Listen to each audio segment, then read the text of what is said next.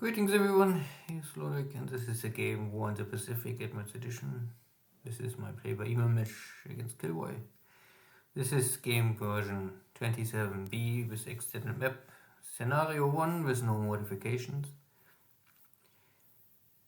And not much happening in this game, little passive turns.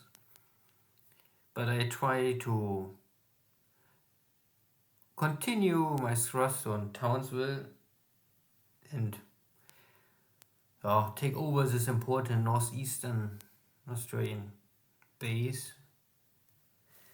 Only to see how much I can really pressure KilRoy at the mainland of Australia. After he invested heavily on Marshall Islands and Noumea. So I'm not so sure if we have much left to hold in Australia. That is my thinking and plan. First I must clean some mines in Truk. KilRoy always like to mine, so it is important to have minesweepers. Or at least patrol boats, they can also detect and disable some mines. Yeah, bad weather, so of course, everywhere.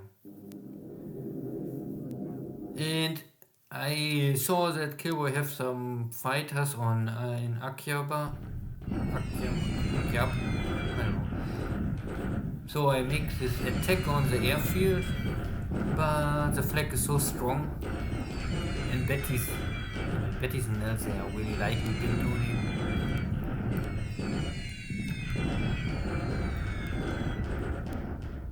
I create some damage on the ground, but I don't really hit any aircraft on the ground. Yeah, still.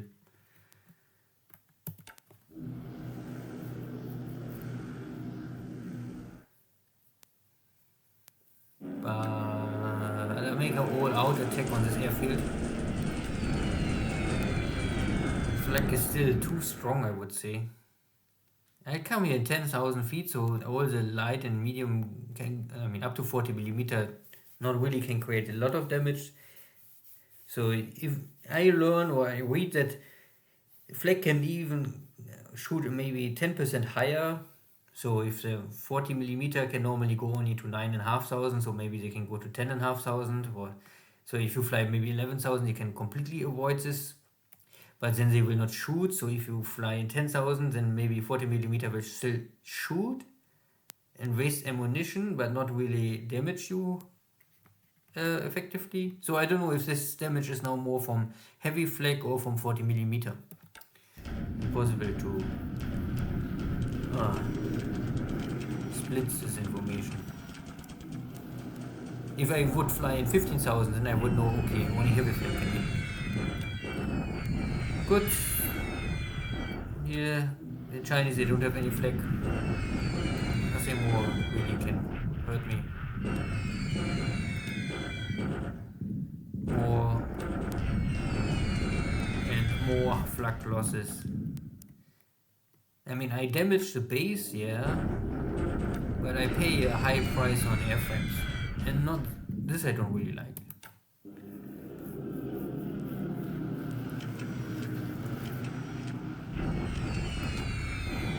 But I have so many aircraft now left or to use, ready to use, so that I say, okay, I can try it, even if it's a painful experience. And I don't expect it so high losses, I must say. Good. My tanks also catch up this India command, not more much left here. So, but 2 units are destroyed. I don't know, what was the third one? India command and 2 battalions. Okay. One escaped.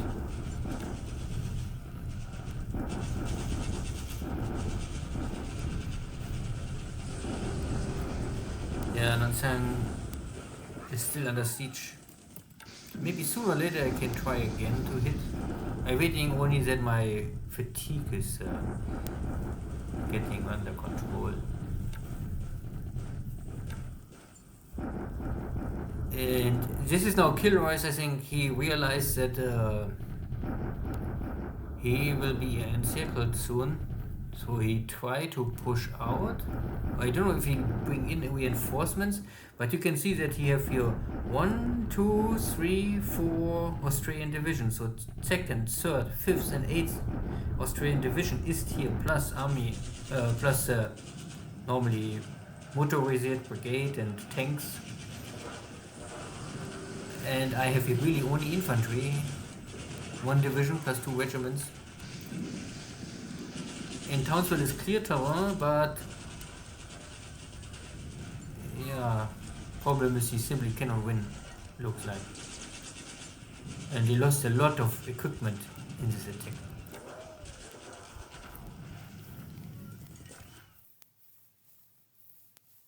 So there was some action. I had a very strong airstrike against the India Air Force, but the enemy fighters was not the issue, but the enemy flag. But at the same time, the Australian counterattack was ill-fated and stopped in its tracks immediately. But some action. Good. So, this time there was a clear victory in the skies for the Allies. I lost here 12 airplanes by flag today, out of 16 in total. No, this is maybe plus Allies, so I must go to Japanese. Yeah, 12 flag losses for me, plus 3 ops losses and 1 killed by air. 1 air losses, okay. And the Allies lost 2 Hurricanes, this is plus, and 1 Skytrain by ops loss. Yeah, so out of 16 airframes, also 13 lost pilots. Ooh. And if I'm right, E2 I lost today. So this was my double ace. E2 was always one of the best pilots I think the Japanese have early on. And he's missing in action. This was today? Wait, missing in action. Yeah. Yeah, I have 1 pilot missing in action. Very likely that E2 was the guy. The game not really tell you 100%. But yeah. So this airframe makes a long range cap. Or escort. No long range cap. Lost 1. It's normally 45, so I'm down to 44. So I lost 1 airframe. You will not see it here completely. You must always calculate the difference. Of course, if you use tracker, you can see it better. Important is that you can see here that this is today. Today I have 1 pilot missing in action, and this is E2. So my best pilot of this air wing, maybe. There's the other guy also with even 1 more kill. You can see that all of these pilots are very good. 70, and nearly 80 experience. This is elite. I would call it elite. The casualty rate is, 175 confirmed kills. I lost also a bunch of airframes. You can see here 19, 6, 8, and 5 together. So it's not that I lose nothing, but the kill ratio is 1 to 5 or something like this. Still a victory. Still, the losses I had to suffer here, 5 damage, plus 2 lost airframes and 2 lost pilots also killed in action. Not so nice. And some other air wings coming out of Rangoon. Similar story here, 4 lost pilots, and yeah, most of these bombers, if you get killed by flak, your pilot is also lost. Even the Helens was not able to handle this kind of damage much better. Yeah, it is simply too much flak. You cannot fly, so I must maybe fly in 11 or 15,000 to avoid more flak, but then I create less damage. The damage was okay, but if it was, I don't know. And there are only 2 aircraft on the ground. I must look around. Here's a lot of bombers, more in the north, so maybe I will shift my strike to the north. Problem is I cannot attack out of Rangoon. My Helens have a range of 11, the rest have even less, so a range of 9, 11, 10. And Navy bombers, but Navy bombers are not really liked for this kind of attacks. They're too value for this. So I will change more and more airframes to Helen, so I can operate in a range of 11. I don't really operate in an extended range. So an 11 is just barely out of range. So I have to increase, I have here already an airfield of 8, I built this up, but I must shift maybe more of my aircraft and aviation support in the north or central of Burma, and then I can continue this kind of airstrikes. You can also see that 10 is also in range Calcutta, so I could attack, I don't know if it makes sense, but out of Burma, the British can attack, of course, you, because here is the value or the oil in the refinery. So this is I would say the number one target the British American bomber fleet will attack normally. And you must protect this, and at the same time you can attack Calcutta.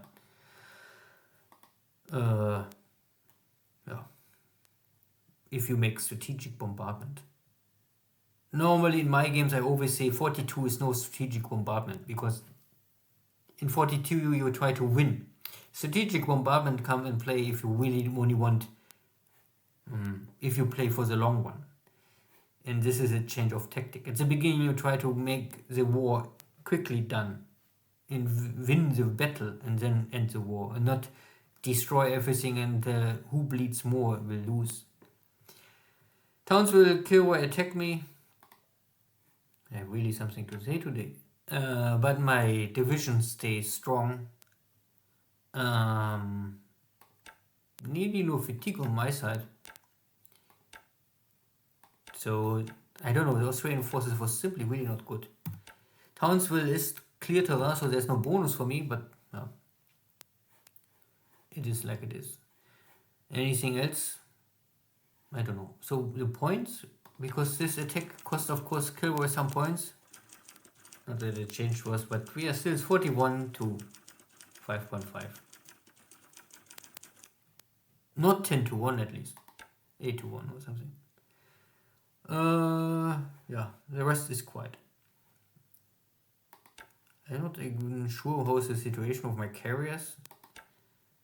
I still have Akagi under repair. 21 days. But in 1 week we changed to July. And then I can immediately start this upgrade, because I'm already in Japan. And then I need 3 more weeks. So means Akagi will leave the shipyard at the end at exactly 1 month's muscle. So 21st or 22nd of July, the rebuild and repair and upgrade of Akagi will be done. This upgrade is not really important. You can see it's getting a little more anti-aircraft gun, and I lose my surface guns. Not that the surface guns really can do anything. Yeah. And at the same time, I have here more of my fleet carriers. Yeah, Fuso is still 3 months out of action, and all the other equipment is here, needs some repair. Suikaku, Shukaku and Suikaku both are already here. These are the first carriers they go in June already in upgrade, so they are already in upgrade phase because they're getting the radar. This is normally Kaga and Akagi getting in July 42 a small anti-aircraft upgrade. Shukaku and Suikaku getting the radar upgrade in 42, and all of the other carriers, the big upgrade is normally first in April 43. For April 43 is the real upgrade after this. At that point, every Japanese carrier gets this radar 21 normally. So the April 43 upgrade is for Shukaku and Suikaku more or less not so important. You get a little more anti-aircraft fire, but this is not a big deal. But for all the other carriers, Kaga now in July also, you have 20 centimeter, you kick them out, doesn't matter. But in 433 you get the radar 31. So then they are equal, then they're matching again. And this is for all Japanese carriers the same. All fleet carriers have in April 43 the big change. So up to April 43 all Japanese carriers, but only Shukaku and Zuikake, they have radar early. This is why you must have this kind of, I would have each Shukaku and Zuikake in every carrier division. If you have 2 carrier division, you better split them up so that you have in each one carrier with radar. Or you're using Minkanze and Kamikaze APDs for radar support. It's also possible. Good, then see you next time. Take care. Bye bye.